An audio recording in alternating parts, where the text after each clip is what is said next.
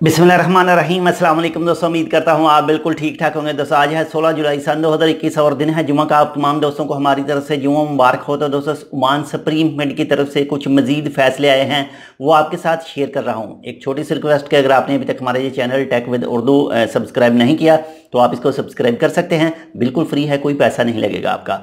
तो पहले जो ईद का फुल लॉकडाउन था वो 20 से लेकर 22 जुलाई तक था, यानी 20, 21 और 22 को। लेकिन अब उसको मज़ीद एक्सटेंड कर दिया गया है और ये अब रहेगा 24 जुलाई दिन हफ्ता सुबह 4 बजे तक।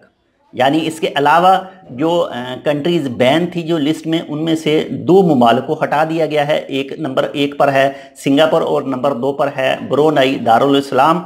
और ये जो अफेक्ट होगा, ये अफेक्ट होगा पीर यानी सोमवार को 19 जुलाई शाम 5 बजे के बाद में।